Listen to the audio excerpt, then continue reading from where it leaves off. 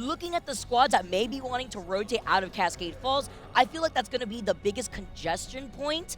We saw that EXO, the team that is running the Loba, was able to try to rotate from that south side of Cascade. You also now, with those changes, Loba being able to get that black market off the rip the moment that game starts, helps you loot up very quickly so that way you could go in for a quick rotate. Yeah, so obviously EXO on the Loba right now. I believe they are the only team playing that.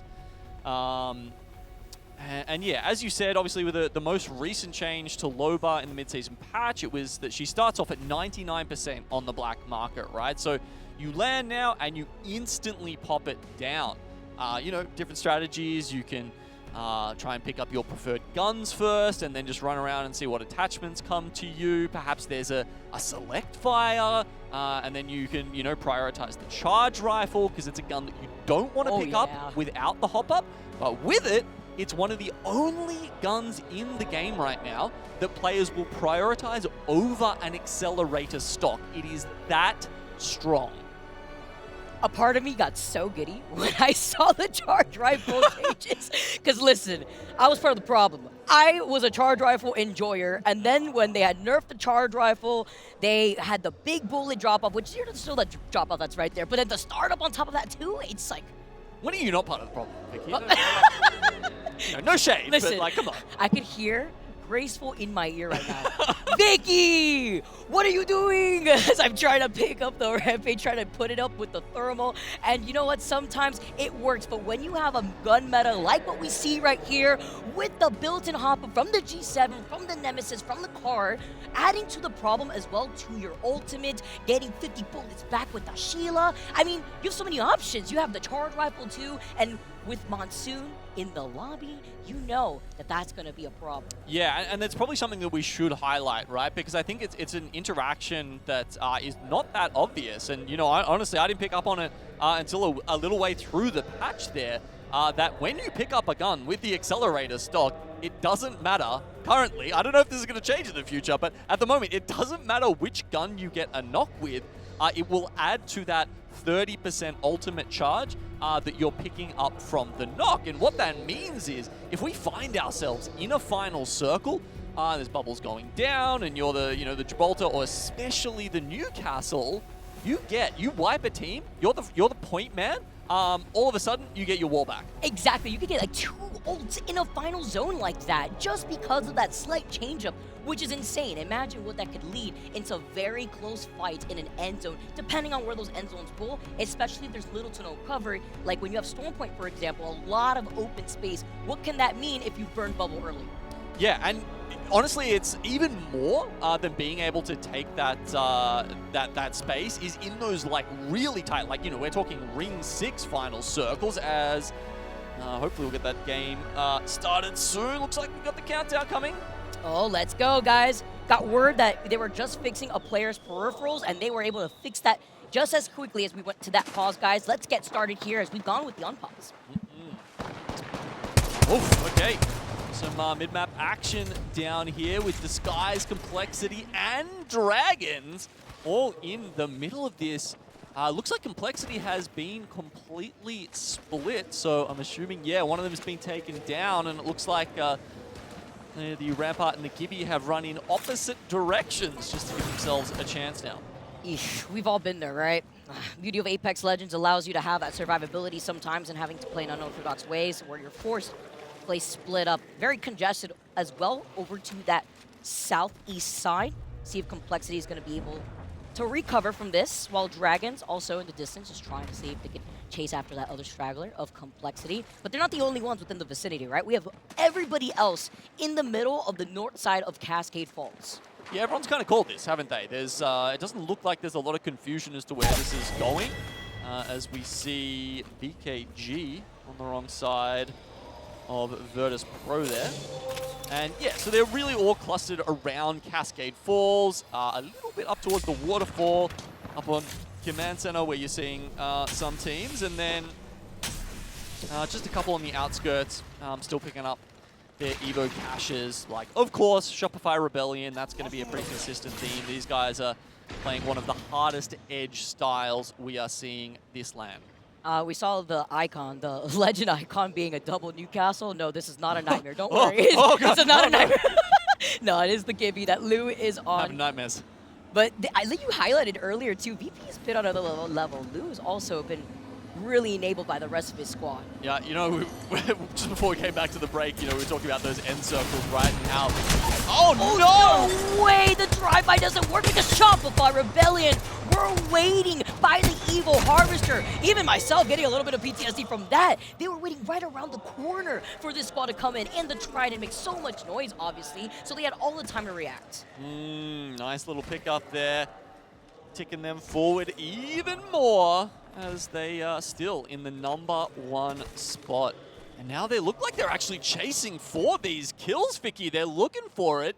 One of FaZe has gone all the way into the zone to hide out, and you can see JMW potentially on his last legs as well. And this is the reason why when we highlight Shopify, this is a squad that their priority is to pick up these kills. Even if they're not finding the dub, they're getting the KP nonetheless. So just waiting to hunt down what could be FaZe, but not trying to overcommit at the same time. And the reason why that is because once they wrap around from the northeast side of the zone, they could approach from Stormcatcher. There's a survey if they haven't hit it already, but it's just being able to get even more of that evil shield and approach from a side of zone where it's going to be uncontested. But there's other squads that are still taking their time to rotate from out of zone. Exactly, and despite the fact that FaZe Clan have got there, there's still NRG and Meteor in front of them. Meanwhile, on the north side of the map, Fnatic have just gone all the way out to finish off QQ from VKG. They're currently in the zone right now, tanking it over at Lightning Rod. But I think they're going to have a pretty stable walk-in. They'll have to go through Command Center, maybe through someone like X and Y, but I wouldn't worry about Fnatic just yet. And if it's not from that approach too, they can also approach from Stormcatcher. While Oblivion over by the fight by Vilk here, the massive shots ringing to take out the last member of Complexity. That was Monsoon. With 17 squads still left. A lot of split up fights to just try to catch those stragglers from opposite ends of this zone, but does highlight the objectives of some of these teams are trying to take. And they did it. They got FaZe as well, right? So yeah, all these teams who were struggling there on the edge cannot catch a break. Basically, every choke point back into the zone from the southeast was covered by either Shopify, by NRG, or by Meteor. So FaZe early exit here in Game 4, but as you can see, still quite a few squads in and available. Oh my lordy! That's a zone pull. Hello, Green Stego. I got whiplash Oh, because you take that one. Everybody is there banking on Cascade Falls for the zone to completely shift over to the right side on top of Green Sego. And not only that, you can see them bunker down with the rampart walls. So many of those teams are going to be eliminated once they're forced to funnel out of that POI. And even after the teams that didn't take their time to rotate don't have that circle info. Oh man, not many people are going to have this circle info, honestly. This is going to be real tough for almost everyone. Because as we said, they all kind of agreed on where it was going. They're all in Cascade Falls, and it is going to the ski lift. Meanwhile, Shopify, still blood in the water to try to get some of this KP.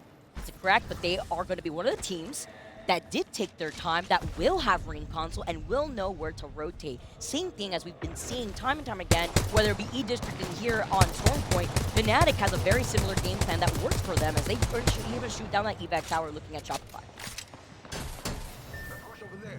And Shopify, this is the kind of zone that suits them more than any other.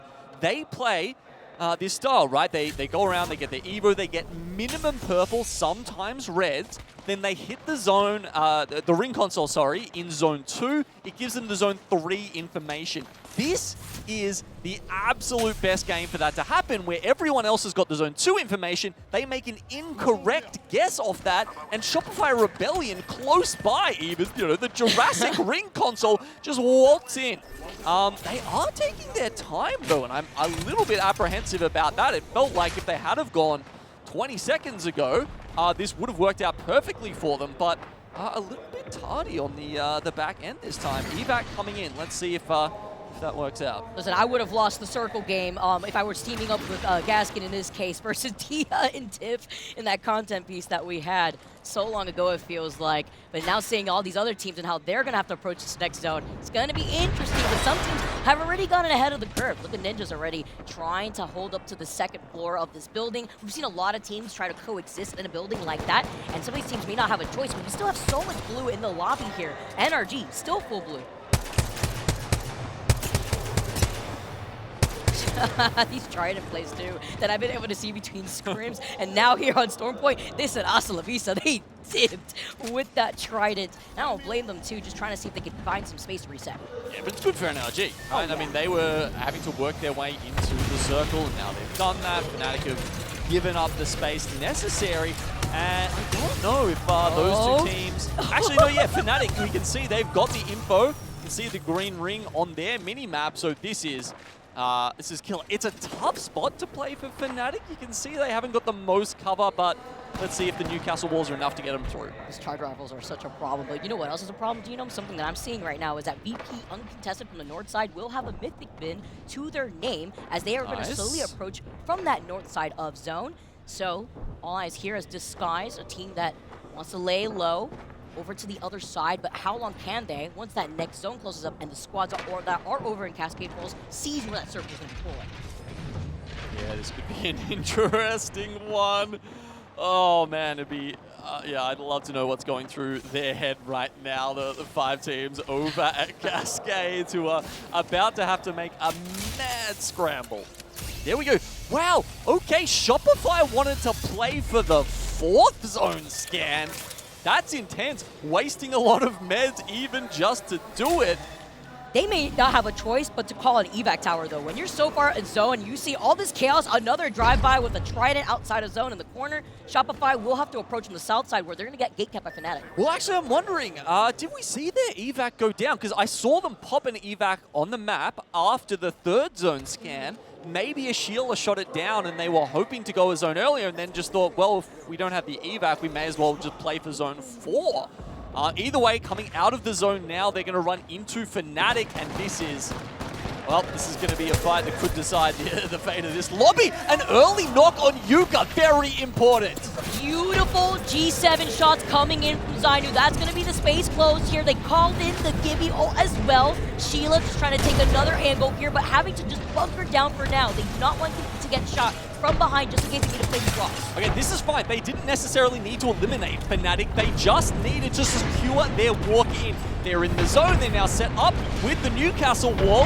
At some point, it probably will come to blows. Fnatic don't want to let them live here. This is a big threat on their backside. And Fnatic has a positioning advantage. Not only are their backs cleared, but having to look on the other side, the third-party opportunity. They're getting shot by Sheila from a distance as Laika goes down. Meltstera dancing around the edge of the Gibby bubble.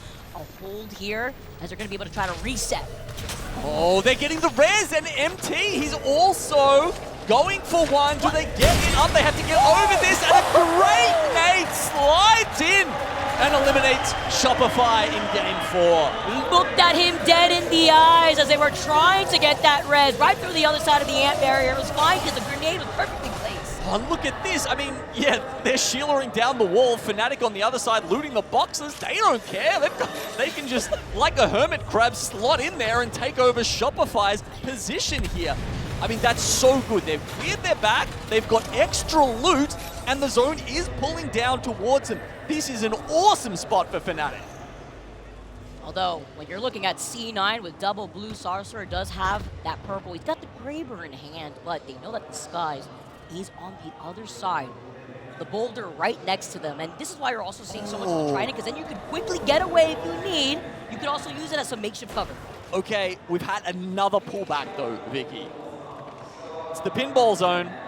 So yeah, look, despite it pulling down towards Fnatic, it's gone, unfortunately, directly up from there. And they will have to move out of the south side of the zone. And Green Stego, who were, of course, the first squad in this area, are in the end the ones who are happy with this. Them in Disguise looking pretty good as EXO here. Ooh, the only team pretty much to be playing without Newcastle. Exactly. With Buda now literally one shot, he gets the rest of his team with all the faith to clean up this fight here. C9 now sliding in. Gonna be able to drop right down to try to go for the 3P here. The EVA 8 rings as Exoclan get eliminated. No space, no time for them to get that reset. He needed that there too. Really good positioning since Disguise wasn't around, so that way they could have potentially tried to get a 4P. Yeah, I do wonder if Shadow have conformed to the meta here, or if perhaps Rampart was always going to be their pick on Storm Point. You know, they were picking up the Mad Maggie over on E District. It's usually Jackie 1 that picks that up, and he's been pulling it out for, trust me, not just this season, for a long, long time. Yeah, it'll be interesting to see if he picks it up on World's Edge, where we have seen him destroy with it in APAC South. Especially through a Gibby zone, right? It puts in some extra pressure, but Meteor now come in, make sure around the other edge of the new bubble. I love the positioning there too, just so that way he can poke right through the end of the Gibby dome. Yeah, and when it's that close to the door, it's actually very hard to slam back as the other Newcastle, because you need the clearance to be able to do that. Eventually though, having to see they're playing on the edge of this zone, having to be careful through the wall, base killing, get eliminated. Meteor though still trying to be careful, and you're talking about how difficult it is to jump over. Sometimes it can act as a double-edged sword. That's one, trying to go in for the next one here. The dome is going to be able to protect them. They get the crack though. Some of these shotgun shots were not landing, and Meteor get eliminated. Still incredibly close, and there's a 3P in the distance. Finally some points go Dragon's way, but unfortunately short-lived for them. These guys will come in off the back of that. No Rampart, and that means no Sheila to break through the door here. It takes them a little bit longer, but they do get in against Cloud9. Trying to chuck some Arc Stars, but there's about 5 different shield barriers in the way. And because they didn't have the Rampart, it wasted crucial time. And now look, it's the green light for another team to see if they can poke heads here, having to back away. When you're at a disadvantage in Evos, you have to time that properly so you're not at a disadvantage. Oblivion, of course, you always want to be the one slamming that last Newcastle wall. Oblivion do that. Isn't enough here for them to win the fight. Guild, yes, they go down, and they should be able to get the reset. No one else looking at them. Cloud9 in the house alone. Disguise actually pull back into the zone after they see where it ends. Can't catch a breath here as now Fanatics are looking at Ninjas in Pajamas here. Gonna be able to take this slow though. We're trying to look at the double, not only the Newcastle over to the right, but it is that Catalyst wall barrier through that doorway there too, except Fnatic have that Rampart just in case. Yeah, Fnatic, I'm sure they're feeling hard done by after winning that position.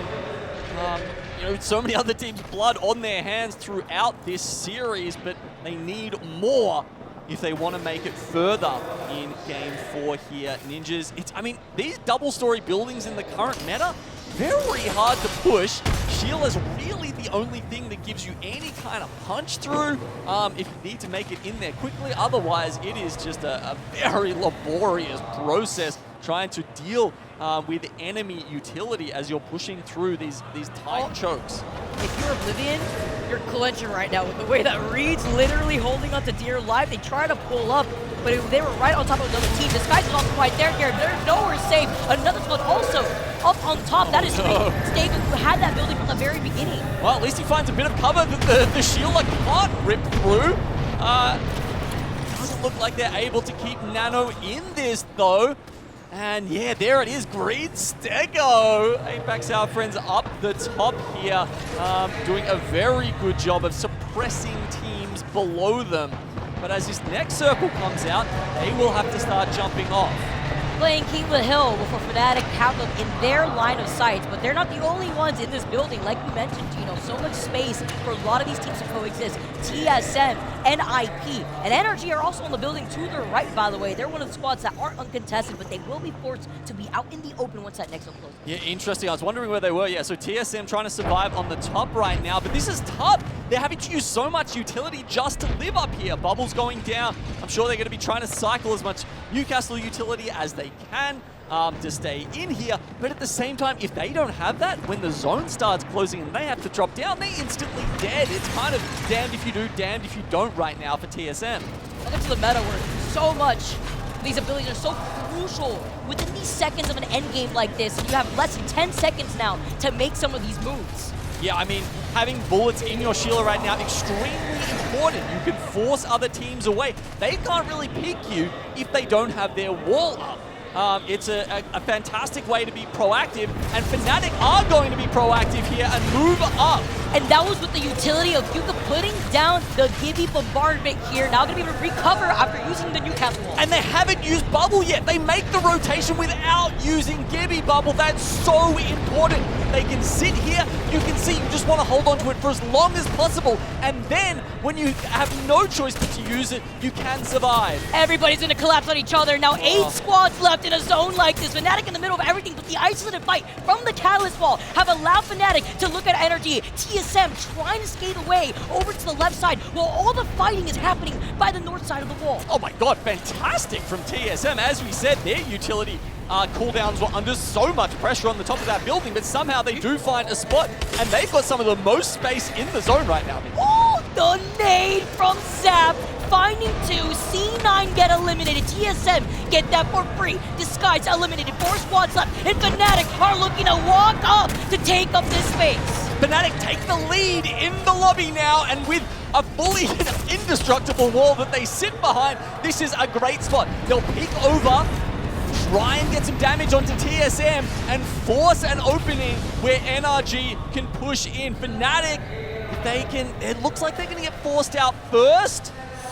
Okay, we do have the evac coming down if we need any shenanigans left. No Valkyries in the lobby, but it may give someone a chance to rat it out. But Leica's also got that Newcastle shield just in case. They gotta look at 2 teams at the same time, looking like chameleons. The little delay on the Newcastle wall. Yuka looking to the right. They have to make sure both teams feel the pressure. TSM get another knock. Fnatic get eliminated. Reps is the last one alive here. On the other side from the and NRG with the patient play. Being the squad on the south side, utilize that walk to stay out of the line of sight of TSM. Very impressive there from NRG. 17 points they pull out in game 4. This squad that has been put back together after a long time apart. And you know, there was quite some time there where Nocturnal and Fun, they're a little bit down and out, but you know, Guild has been smashing it, whether he's been with these guys, been with Moist. It's a massive pickup for them, and it does give them, in my opinion, a chance at this land. In my eyes, Guild is the best shotgun player in the game right now. That's my call. It's all about patient play too, with the way that these domes are put down, because you want to dance around the edge of that dome, right? And then also having that full trust into Noct to make the call when to peek, who is going to collapse on who. TSM, their backs were against the zone. Also, the Newcastle barrier that was in front of them, that shield, that wasn't theirs. They got actually electrocuted slightly when they had to move forward before Fnatic had jumped off to the other side of the wall. A lot of pressure was onto Fnatic to create that space, because again, they had to look at not just TSM to the right, but NRG right in front of them. Nice landscape usage here for NRG to get that dub, as well as getting some good KP in their pockets. Damn, 1600 damage on Zap. Not bad for TSM IGL there. And look, yeah, Guild, 1,000 damage on him. We saw a lot of that, the shield coming out there at the end, just holding the trigger down and blocking at the opponents works pretty well. You can see Zap being the Apex Predator. We saw the kill feed with double nade kill before that circle did collapse on our final squads here. Nano with the 3 reses. I love these stats too. Just being able to see what each of these individual players were able to put down, with Blinkster getting just 2 little accolades here after that game. All right, there we go. Scoreboard comes in. Fnatic narrowly take the lead onto 40 points.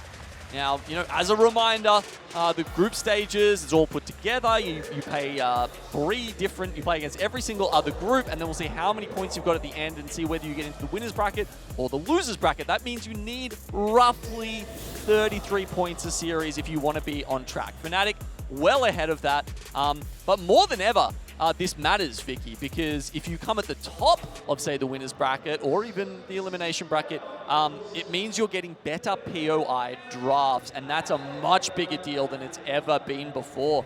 You know, at one point we really were just playing for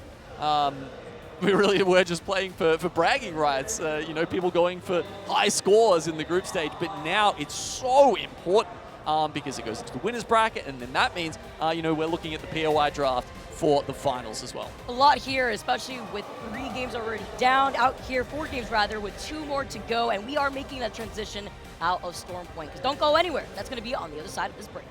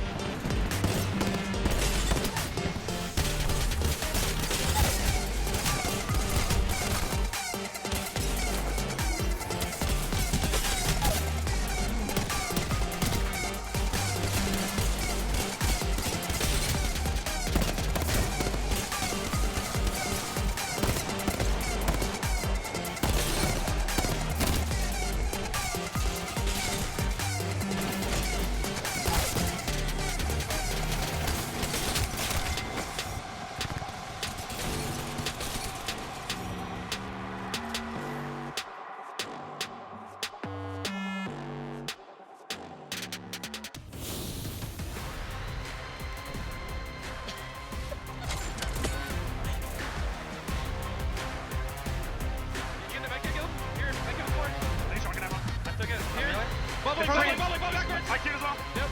Left and right, left and right. Yep. I got stunned. Left is sending us, I think. Left is sending us. Give me one. Okay. Keep going. Left. Give me all your... Push left. Rampart left. Push left. Yeah, I did. Zone. Kill give me. Rampart one. Left one. Newcastle. One. Nice. Baby. Come on. Shit.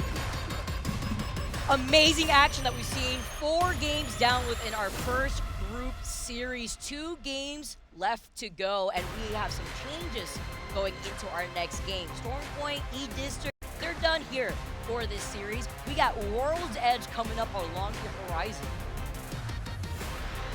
World's Edge next. With, obviously the change coming in for champs. This is the first time in ALGS history, if I'm not incorrect, that we've had 3 maps being played at the same event.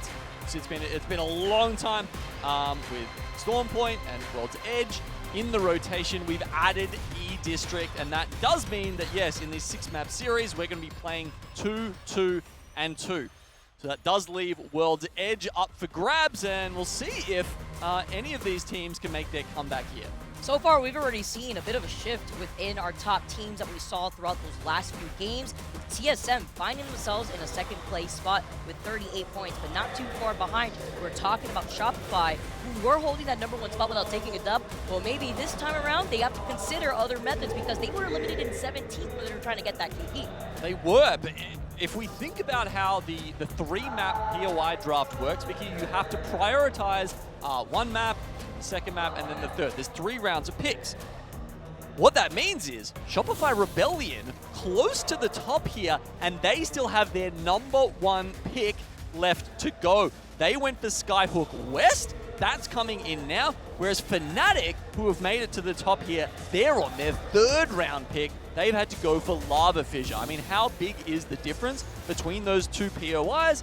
Oh, look, maybe not as big as you would think, but it certainly could help them out. Where the rings shift, of course, is another big factor in how these teams want to play and how much opportunity they have to pick up points during these games. But yeah, as you can see there, it's a big difference between having, you know, Skyhook West versus some of the less desirable POIs. That said, it's not a snake draft here, so they do get, you know, was it 1st, 21st, 41st pick, as opposed to some teams who might be getting 20th, 40th, 60th.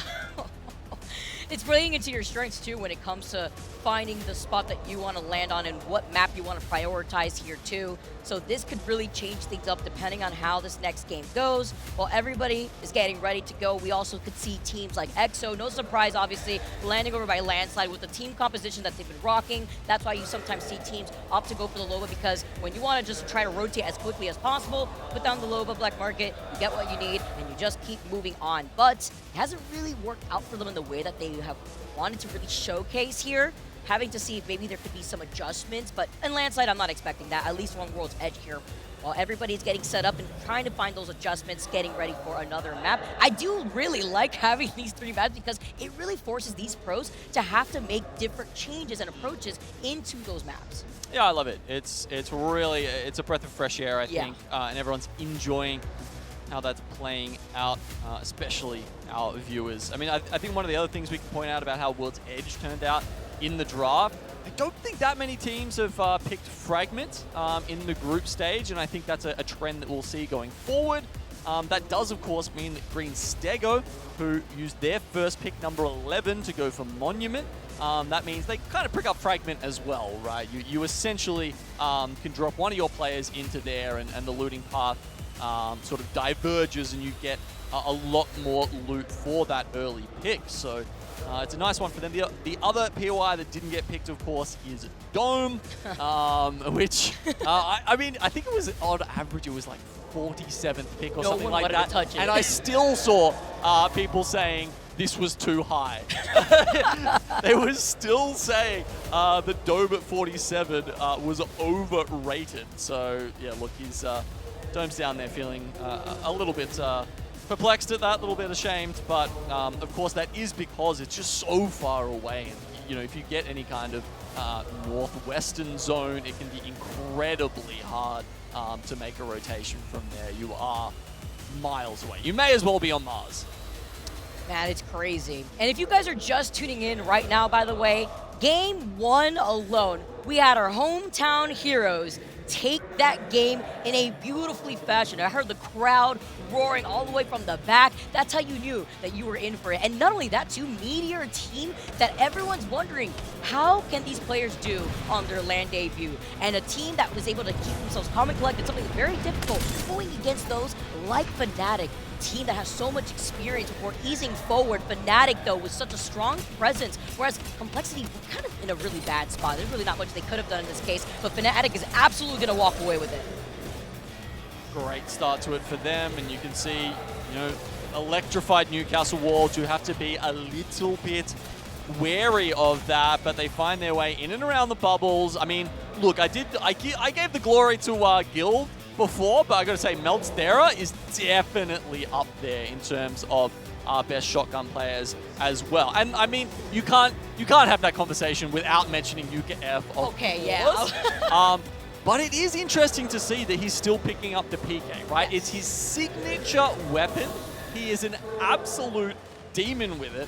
But it's, you know, it's not the strongest gun in this meta, and it's interesting that he is sticking to his guns, you know, pun sort of Literally, intended. with that PK, and he makes it look beautiful too. And that was with the first game. Not only did they end in a dub, but they ended with double KP too. They ended with 10 kills.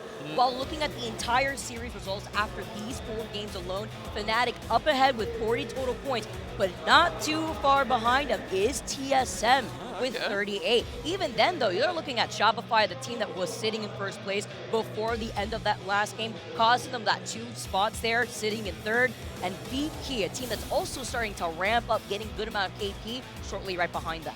Yeah, and obviously TSM, another team that have got their 3rd priority pick on World's Edge. So, you know, are they a bit tapped out? How many points have they got left in the tank from the lesser picks down there at just Mirage et Trois?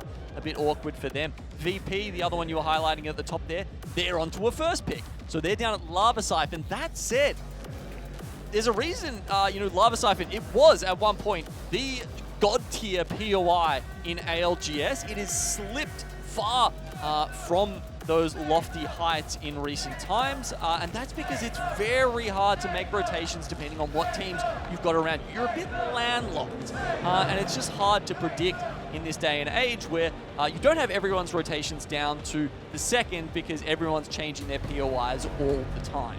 Takes a little bit. And once again, everybody at home, thank you so much for watching. We're making sure all the players are ready and loaded in. And while we're sitting here ready, it is time for World Edge. I'm excited here, Genome. It's been such a journey to make it to this champs, and with our first series to watch how these groups have been able to iron things out. A bit of a lull, you know, in the offseason to see what the meta is going to shape up to be. We got a hint of that looking at scrims, the Rampart, the Catalyst, and how this has changed things with the support legends that have also infiltrated the meta. The Gibby, the Newcastle. Let's get started, everybody. World's Edge. It's like we're right back at home.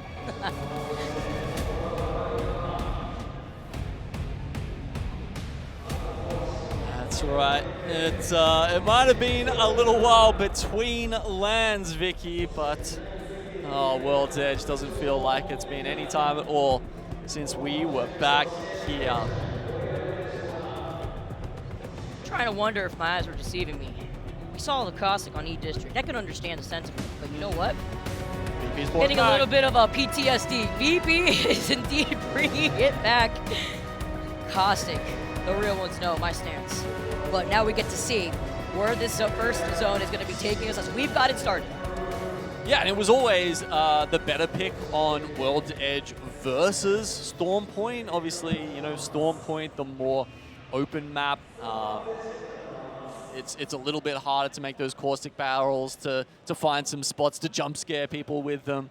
And yeah, it definitely suits World's Edge just a little bit more. Yeah, it's almost like we're taking a time capsule way back in time. But you know what? I do have to say a little tidbit. Apparently, there's been over 186 or so Newcastle ults that have been already utilized thus far. This is our first group series. We are now onto game number 5, and we are already approaching almost 200 Newcastle ults that have been taken advantage. And that also, again, comes down to how fast you can build up that ult once you've already set down the wall. Yeah, faster than ever, right? You're getting about 3% ult charge per scout shot hit, as well as the 30% per knock. So ults have never been more available. You know, ult accelerants eat your heart out. They may have been moved up to epic rarity, but yeah, they've certainly been eclipsed by the accelerator stocks in the current meta. All right, taking a look at the ring now. Does seem to be going somewhere between Landslide and Countdown. Sometimes in a zone like this, we could see it shift slightly over to the left side by those train tracks, south side of Lava Fissure, but a lot of open area to work off of. EXO, this kind of works against them in the sense where they like to be able to go for these quick rotates. That's the point of the Loba, because they want to put down that black market, get the loot, and then start moving. Yep. But in a zone like this, now they have to find themselves in a different positioning so that they could get information with the ring console, because they have that survey over there in Landslide, but not really much to work off. Yeah, I mean, we talked about the caustic pick already. Shadow, they're back on the Maggie, and Guild, well, they're right on top of Shadow. So it does look like it's the Maggie that has managed to get away here. Jackie has made it out, but he's going south towards Monument. He will find both a crafter and a respawn beacon there, so let's see if he can stay ahead of Guild before it's a little bit too late for our Chinese qualifiers. We talk about also the great loot that they were able to take that first fight with. They already had a golden extended light mag here at VP. We highlighted the shots before with the Nemesis. Nice crack, trying to cut off their escape route too, while VP out for blood to try to chase after this squad. Nemesis, of course, one of those accelerated stock weapons. Scout being the other one, as we see it from Zach Meza here, who takes a little bit too much damage on the cross, but luckily his team's got the Gibby bubble for him. But they may have used it maybe a little bit too early because they don't know that source X and Y. We're trying to creep up to maybe 3P, maybe making too much noise as they've been able to retreat back. Well, now they know. Okay, all right, XD. He's got the stars in his eye. Oh, gold loot, no. I think they heard their footsteps right when they were trying to back away, but Probably. talk about timing, though. Oh, they get the, oh man, they not only get the loot tick, they also get the crate drop. That's pretty handy here for X and Y, but yeah. I don't know, I still think they could have pulled in there for the 3KP and then gone for the loot, you know?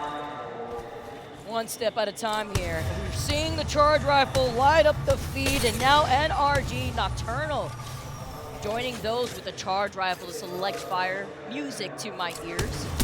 Look at this, I'm a distance here too. So you're telling me you're not okay with caustic, but you are okay with the select fire. How does it make that make sense, Listen, Vicky? you know, sometimes you just gotta work with what you got. And caustic, that's just not been my favorite from the very beginning. Real ones, all the OGs know, but you know what? I wasn't expecting to see my sleep paralysis demon Rampart come into play going into this champs, and I love to be able to see what different teams have been able to really take advantage here. Phony missing out on that BP shot that looks behind him. He misses another one, but it's fine.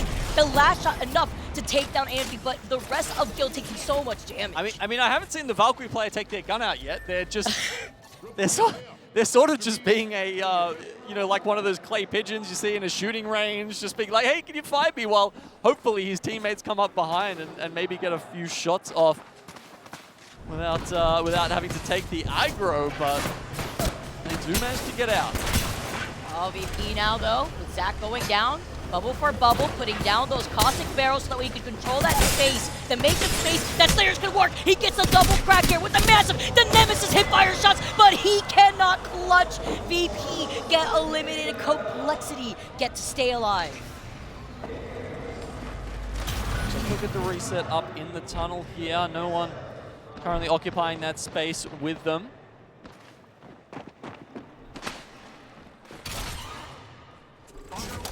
The Rampart ramping up that Sheila.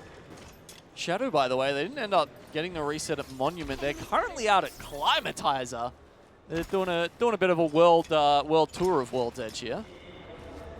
Call him Mr. 305. Well, now his priority is to go towards that Evil Harvester, but there is a team in the distance waiting by the edge of the zone. It could be Meteor.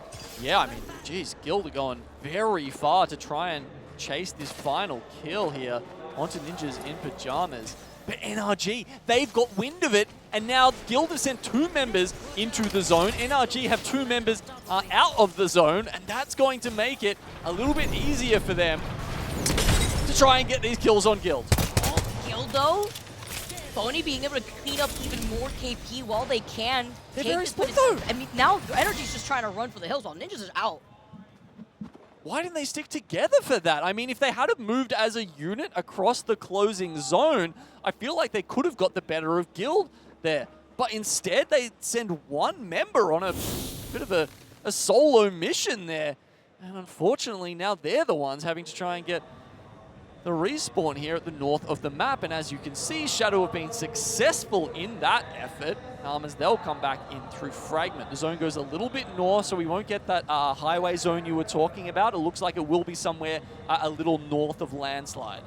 Which, a lot of open space, but you still have those boulders to work around from. It can also be very risky if you want to try to play off of that landslide high ground platform very early on. With the amount of gibbies that we see, it's like, unless you're consistently getting those knocks where you could feel comfortable with a Newcastle energized barrier right in front of you without having to burn your bubble consistently, again, a little risky just with the big hurt boxes and with so many teams looking at you, but it's about the utility that you want to utilize. Yeah, it depends how late it is. I mean, you know, can you get up there and then, you know, do you have enough utility to survive if, say, 2 or even 3 teams throw their Gibby ults down at one time? Because that will happen. If it's a full landslide end zone, you will get blasted off there, just like mortars firing at you left, right, and center.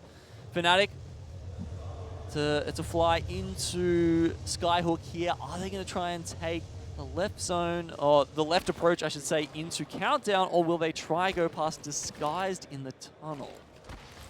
Do know that the way that Fnatic likes to play a lot of these zones is to play on the edge, taking their time, prioritizing objective.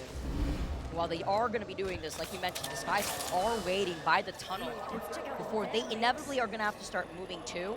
Also, just making sure that nobody's going to be approaching from Monument, Epi side here towards Grandma's house. And they're not the only ones, too. Once Fnatic gets through this tunnel, they are going to be inevitably met with Disguise, but this could also be a potential third-party opportunity for Source X and Y. Yeah, Disguised a little bit split right now. I hear him. Trying to work out if one of them is in perhaps the caravan, while the others are sort of keeping watch on the outside of the tunnel.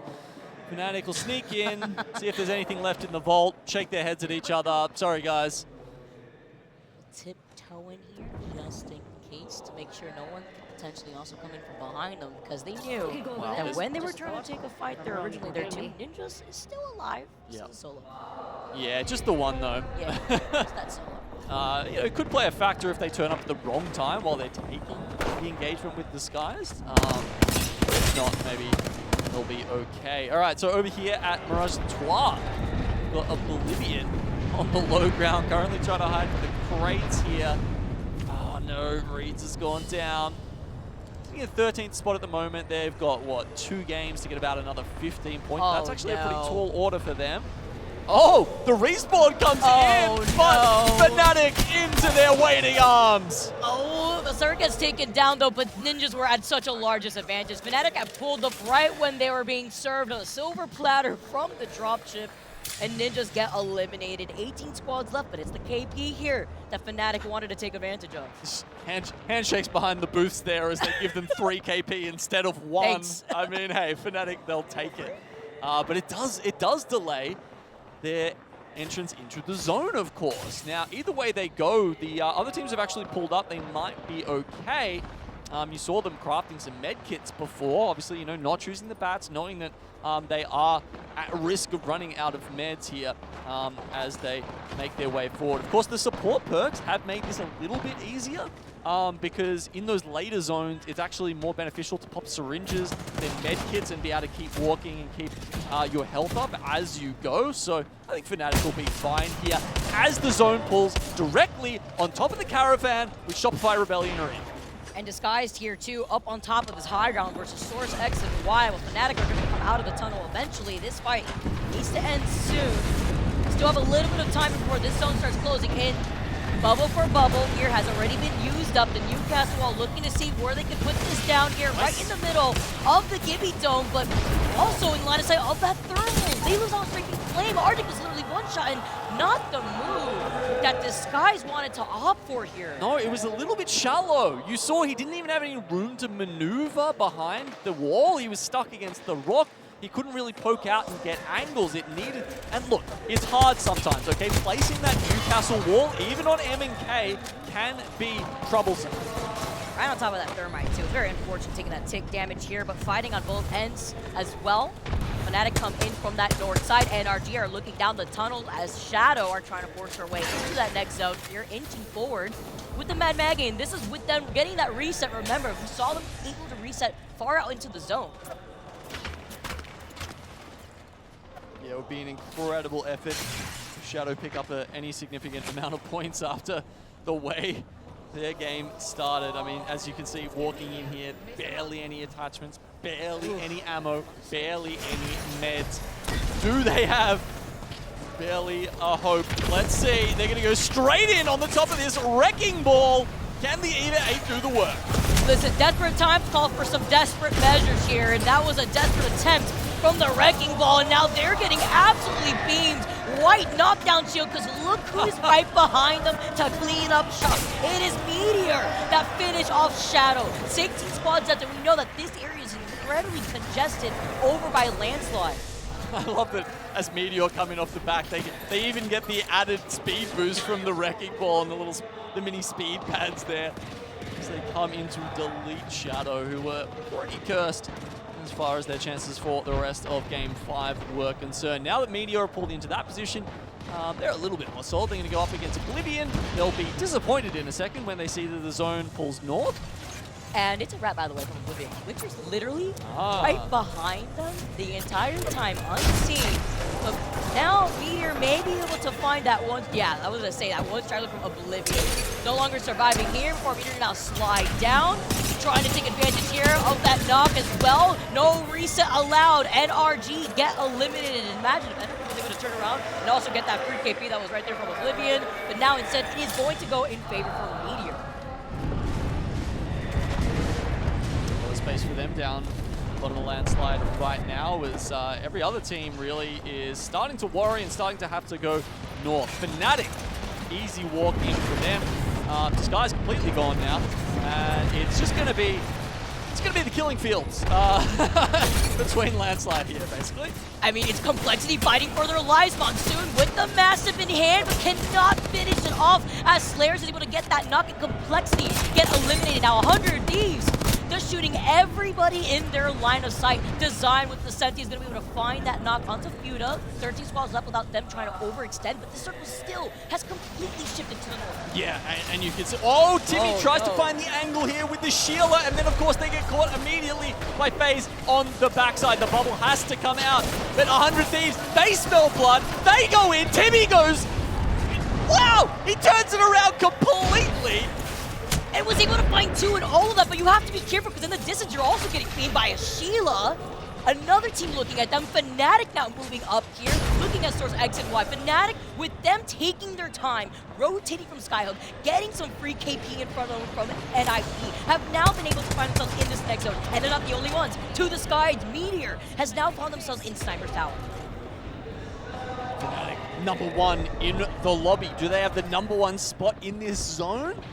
Maybe not quite, but it's at least top 3. They're sitting just below Meteor. And further the zone closes, the better that high ground power does become.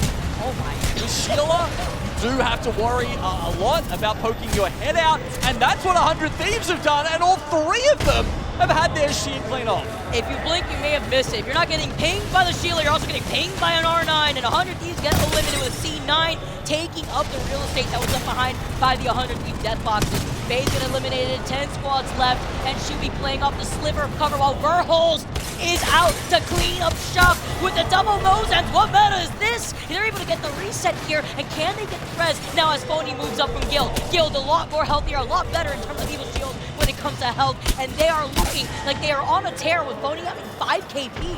And you can see the teams are playing around the other squad's bubbles here. As soon as they see another bubble go down, they're like, okay, hey, that's sort of some cover for us and also an opportunity to get KP. So they roll up, get into the other team's bubble, and they'll take that fight because it means they can delay theirs a little bit longer. Shopify Rebellion, meanwhile, have been spreading out and taking a lot of space up the north of the zone.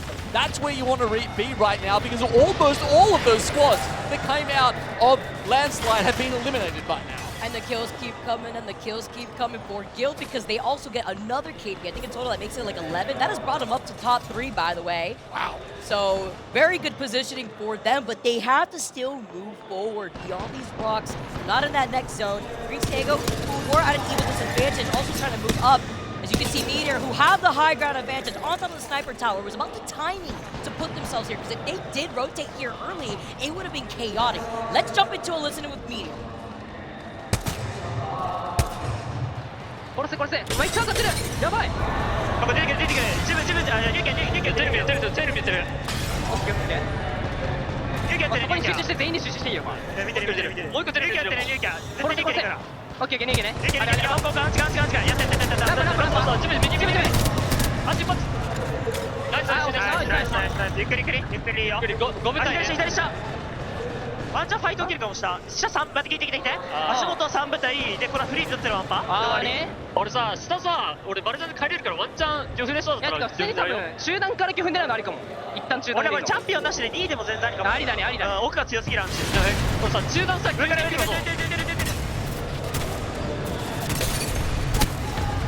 Fnatic now is going to be able to get these knocks here, playing up the sliver of cover that the rock provides, getting out of the line of sight of Meteor, but they're also in a difficult position. They can't let this reset happen. See, that bubble just came down a fraction too late. But they do. They actually get the reset. And if Fnatic can hold this one off, maybe there's a chance. Of course, there'll be 16 brutal seconds after this bubble goes down that they'll have to find a way to survive, with Meteor picking up kills above them and X and Y luckily being held out by Shopify Rebellion here, who again have dominated so much space in this final circle. They have not picked up a lot of kills, but that's fine. They've identified their win condition here, which is letting everyone else do the hard work, and then they're going to pop in right at the end. Remember, it was about trying to see if they could get that dub. Oh, that was in slow motion. That Heartstorm was hit his forehead, and now Shopify move up. They were forced to use that Gibby Dome, but now they're going to be able to settle down with these barriers, with the amp damage. Eventually, in case we see me there trying to drop down, Shopify aren't in a position to get pinched here. Yeah, I mean, their position's actually pretty late into the zone, Vicky. I think Fnatic also, they're on, as you can see in that little cutout there, they will have quite a bit of space, quite a bit of time. It's just about these tiny peaks over the rocks. They need to be quite disciplined here, as Laika isn't. They have to use the bubble. Committing the bubble here is horrendous, but does anyone else have the angles to punish them for it? Ring 6 starting to close here. Not having that bubble is going to be extremely important. If someone has a Gibby ult, they want to pop it immediately after this bubble goes down. That would be a fantastic time. And there you go. It comes down. Can they weather the storm? Matan also has the Newcastle barrier ready to go with that wall. You talk about the bombardment here now as Fnatic still playing off the edge. They dodge it! It's too early here. They dodge it, yeah. They're just in a nice little cut in the rock where not too many of the missiles hit them. That's fantastic. A little too early. Proton now dropping down. I like these angles though. Gets the stick in that moment. He drops down and he goes into the line of sight of that Sheila. Level Ace being the Valkyrie though in this team. Maybe able to dip and dodge if they can. I mean, we've been waiting to see Level Ace and what did he do here? He's dead. He's going for the Valk ult, but unfortunately, Johnny, well actually, no, that was actually why, yeah, grabs the down. Fnatic here though, the page is paying off. Shopify now losing out on MT, playing around the rocks. The PK, he accidentally picks up the banner, maybe trying to look for a shield swap. This is Fnatic, the patient play after they originally lost cycle, maybe able to clutch. A great slam, it pushes all of them out. And now, this is the opportunity for Fnatic to potentially take another dub, but the Sheila from the high ground is a nail in the coffin for Fnatic to take 2 dubs in this series. Beautiful start here for the whole down advantage squad of Fnatic.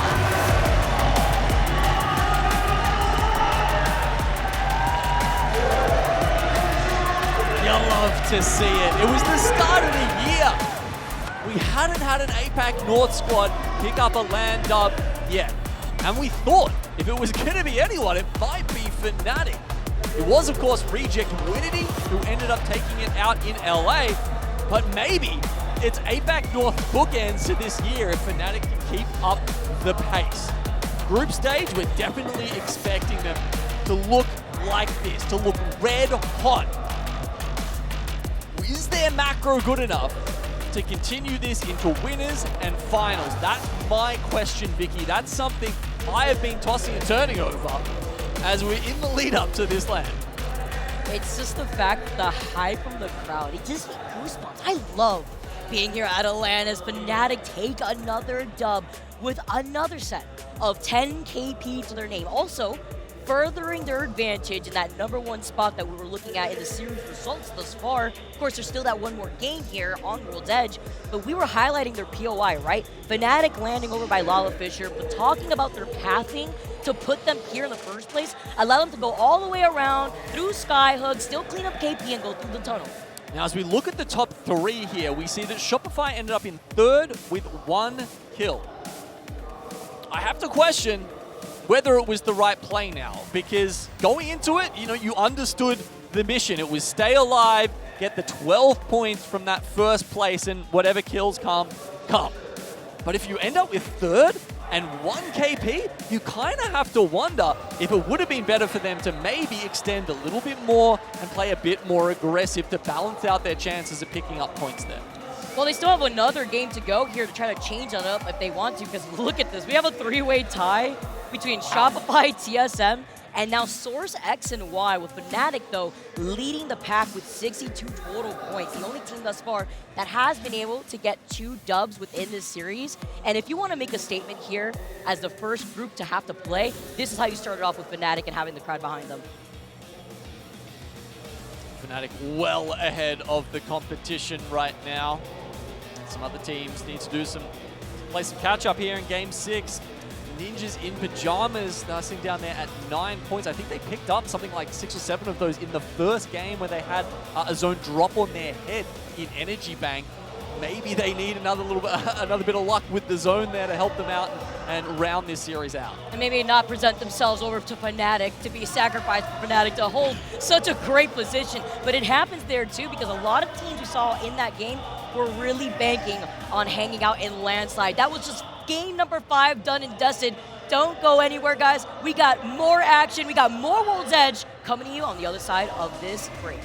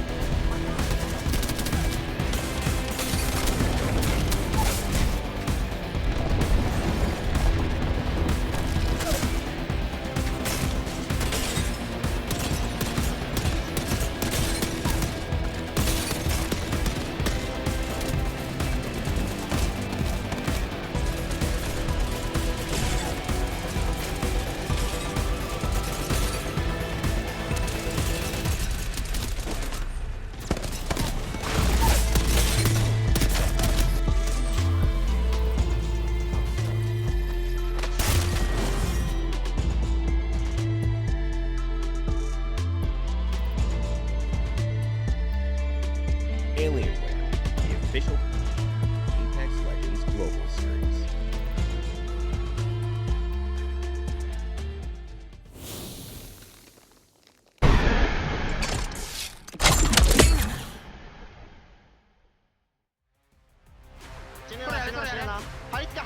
Battle Beaver, official controller partner of the Apex Legends Global Series. Don't forget to use code ALGS on their site at battlebeaver.gg/ALGS for 20% off during the Split 2 Championship weekend. Go directly to battlebeaver.gg/ALGS to automatically apply the 20% off ALGS code. We could display the QR code. It would be amazing here for you guys to really take advantage of because I personally have myself a Battle Beaver controller that I was able to get after Split 1 playoffs, and it has been absolutely amazing when it comes to really rolling down through for ranked.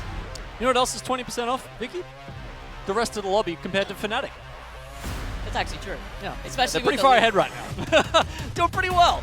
2 dubs in the bag, 60 points already. That's like 3/5 of the way to qualifying for winners bracket, and well on their way to continuing their #1 seed. Actually, sorry, what are they? Number 2 in this group. Anyway, close to it.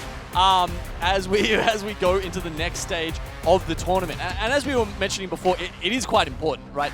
Maintaining your spot in that POI draft as we move forward will impact, these teams' performance, especially if you're like Fnatic and you've got a more tailored play style. I think there's some teams who, go back and forth, but if you're a Fnatic, a Shopify Rebellion, and you want to be on edge, you want to be able to have priority so that you can pick those edge POIs to play from. And there's one man who does that pretty damn well. Making sure that they could really come up after trying to change the pace, right, into their approach into that game. Wanted to see, maybe playing that more patient approach, trying to play for end zone would work out for them. Unfortunately, did not in this case. And honestly, looking on the other side of the coin, when you're a team like Fnatic and you really plan out your path and to take your time before rotating into that zone, we were wondering with them having the 42nd pick for Lava Fisher before transferring over to the north side through Skyhook and getting that KP, if it could work out for them, because also they were one of the few teams that did have that ring console information, that didn't fully put all their cards on the table for just going into landslide or even the outskirts of landslide, where we saw just a plethora of teams fall in that open field. Yeah, that's insane to think about, isn't it? We were saying, maybe they're tapped out, maybe, they've juiced up from points from round 1 picks and round 2 map picks, but in the round 3 map pick, they do actually grab a win. So that's a huge result for Fnatic and one of the reasons why they're very much on top right now. Let's hear what Fnatic had to say in that game-winning moment when they were able to obtain another dub within this series. 張り付いてゆっくりゆっくり対面でファイトゆっくり右下右下右下大丈夫、分かってる分かってる。ウルトで上がれるウルトで上がれるウルトで上がれる一番上にやって一番上3枚いるからあごめんできなかったいやいや中段ゆっくり登っていこうゆっくり左殺して左二部隊火力出したら勝てるよ頑張れナイス。俺強すぎだわ最後。 Don't let their calm demeanor right now fool you, by the way. I love the cheering at the very end of that listening because let's not forget that chaos had led into those final moments. At one point, we saw Laika actually get knocked, but no team had a positioning or opportunity to capitalize off of that. Meteor wanted to take advantage while still holding on to height. You have Level A somewhere flying around trying to hold on to like the pylon of the sniper tower. Everyone is looking at every direction while also making sure they know where the teams are by that rock. Yeah, there was kind of just enough crossfires left happening that no one could really pick down on them. Any move that any team made, their counter was kind of on the other side. As soon as they, wanted to walk past one of their shields, they would be putting themselves at risk, and that really just did allow Fnatic to survive for long enough to get into that last position with the final three teams, and then it just comes down to, again, two of the best shotgun players in bubble fights. Compare and contrast right here with the double domes that we keep seeing too, but also the timing. Remember, we saw that Gibby bombardment slightly too early. Well, that final zone was closing in. Imagine just waiting just a bit. Maybe thinking to force the squad off of height, seeing what we could do here, trying to get that positioning. But now it's the combo for the Storm as we dive into our final game of the series. Yeah, it was interesting, right? I called it right before they put it down, so I do feel like it was a good opportunity to use it. It's just that, it didn't quite work out. The terrain really played in Fnatic's favor there in terms of where those bombardment strikes hit. But look, almost at the end of our first series now, with A versus B, one match left on World's Edge. Will it be Fnatic taking out this group win? Most likely. Now, there's a couple of teams sitting on 42 just behind them. Shopify Rebellion, TSM, and Source X and Y. It's still incredibly important for those three teams too to try to come out on top. It's all about that advantage that you could have while moving out of the group stage, finding yourself in that winner's bracket advantage, so that way you have a little bit of room to breathe here. Something that Fnatic is now currently seeing as they won those two games with double 10 KP both times. And almost the same damage, by the way. By the way, still only black, white, and orange logos. Hold on. We're almost there. Okay, so you know what? I'm gonna call it now. Well, actually, no. There's quite a few, isn't there? I'm just having a look at it. Technically, Exos are like we could have an X and Y win. I think we could have an EXO win. Maybe like a TSM there, pure white. Shadow, Oblivion. Yeah, that's it. Only those teams can win this map. It's like the color buff out here too. Scriptwriter is having to work a little bit of overtime, but Fnatic's not gonna have anybody take that spot from them as we get this beautiful flyby of World's Edge, our final game within our group series here.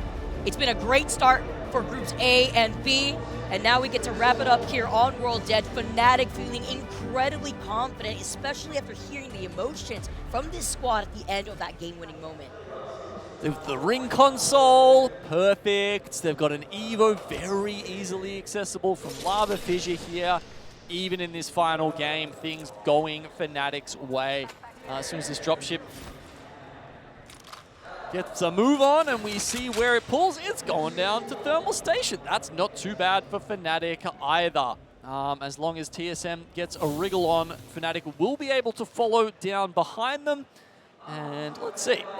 Will they go straight towards that sort of northwestern thermal choke, or do they stick around and maybe try and pick a fight with a Dragons, knowing that they've got teams like Shopify Rebellion on their backside?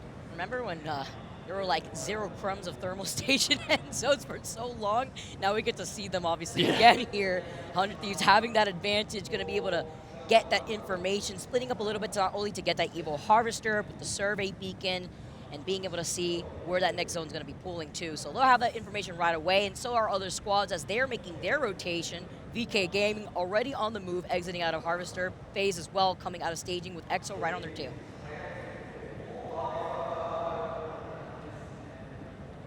NRG taking their sweet time. Of course, they got the ring console as well at Climatizer, and they say, dang. It's literally the furthest it could be away from us, so no point cutting our loot, no point not opening every bin on our way here, because we're going to be pretty much the last to get to the circle, and Synetic picks the absolute worst time to get on that zip and fall straight into the lava. You can't even crawl to your friends. You're taken out before you even make it back to land.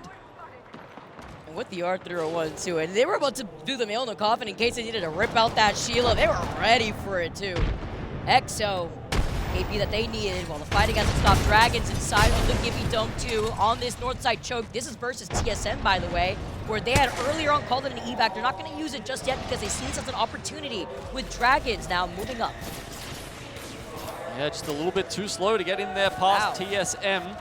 EXO takes out FaZe, clearly on their way to victory in Game 6, as we said. It's happening. You called it. But yeah, this is going to be a great little choke here for TSM to be able to play out. As you can see, it won't be in forever. It's not going to end here. But, some potential for kills in the first couple of zones before they have to make their way further south. Fnatic, as we said, will they be swinging around too long? Yes, they are going to be going for maximum evos around the map. And that's kind of their game plan too. And actually highlighting back to the TSM point, the team that goes over to Mirage, TSM in this case here, and having to rotate out of Mirage, they have a survey beacon but no ring console, so they don't have that information. That's why they're kind of treading on the edge, maybe trying to hold that choke, because if they can catch a team like Dragons trying to take advantage of the Evil Harvester, that's some extra KP for them. But now seeing that nobody had taken up that building over to the south side compound, now they were able to move up for free here. Fnatic, again, on their own journey here through that tunnel side, they know that they're in the lead. They know that they have the advantage. If they can cut off any other rotate from other squads, such as Shopify who are coming out of Skyhook, even better for Fnatic to work into the way that this type of playstyle has worked for them. It's been fantastic for them all throughout this series, really. Banger game, banger series from Fnatic. That said, we did mention if they tarry too long, it will be Shopify Rebellion on the backside of the Ninjas. Looking for some KP to round out this, or they will definitely be making their way to the elimination bracket. Nice little spot here. Good little peek though, Nasty having to back away, just that way he could get his shield up to date. But having to hold different angles too. NRG, the ones below them here, we said they were taking their time, but if they've run into Ninjas in this sort of position, it might be a little too late. Do not peek a door when the other guy's holding a shield up. Yeah, this is your building now. It's all good. Not going to be able to poke my head in there. That's the scary part with the shield. You know, with that gun ramped up, you're in for a show. And Guild is here to create that space, put down that pressure. NRG knocked with beautiful Nemesis shots in the distance now as NRG are looking to try to capitalize off of this. Oh, they find the Newcastle out in the open. Ampy completely exposed. This is a big benefit here, but it's a trade-off, losing out on fun. Knocked with these massive shots here, doing just enough. Whereas Knocked in the distance, though, giving some space so that way he can take a different off angle on the Nemesis. Okay, do they trade reses now? Guild on top of fun. Nocturnal doesn't seem to be here for the reset. Jiggles around and actually finds the angle. Way. Oh, wow. Why did Nock exit early there? It felt... I mean, it was a 2v2. They got the first knock. How did NRG bungle that? Honestly, a really good question, too, because eventually, right, when you see that it's a 2v2 opportunity, we have one teammate inside the building, you're still at a number disadvantage, and Nock didn't really close in that space. And now, calling it quits, just backing away instead. I mean, I can't imagine it was a meds issue. I mean, it's Zone 1. They've been looting for the whole Zone 1 close. Yeah, interesting that Nock makes that decision to play his life there, but maybe it'll work out in the end. Oh, we get to see VK Gaming, though. Trying to see if they can get the Newcastle reset, but no can do behind those bins. VK Gaming get taken out. And this is always so scary when a zone like this closes up. here in Thermal Station because you have so much space behind these bins, but also the nades you have to worry about. Yeah, VKG, they were a surprise package at Mannheim. The crypto meta really played into their strengths. And the question was, is this an outsized performance for a team who's much more comfortable playing in this meta and this composition than the rest of the lobby? I think that question will be answered here in Sapporo, and we will get to see whether VKG, the complete package, or if they were perhaps a crypto one-trick team. Difficult here when you have to work around so many of these shields too. And there's barriers from these new castles rotating through with the new hop-up integrated in a lot of these weapons. DSG, I did see in the feed earlier that player K was able to get some knocks. You see the charge rifle in the distance. That's also Complexity, by the way, that have been able to find some real estate across the lava over to that southwestern compound of Thermal. Yeah, if there's one team you don't want to be on the other side of that charge rifle, it's Complexity, and it's Monsoon Holding. I'm so happy here. Now Shopify Rebellion, though, on their rotate are starting to approach that choke that we earlier saw Dragons versus TSM. Now it's not TSM, it's going to be Dragons that were able to come back here. Shopify looking at the Sheila ring through their ear. Koifel also has a Sheila to try to match that, but do they want to commit to this rotate when you only have 40 seconds before the zone closes? Yeah, we see NRG does get the double respawn. But with TSM moving down to the village, they have left this open for Dragons to play their position. So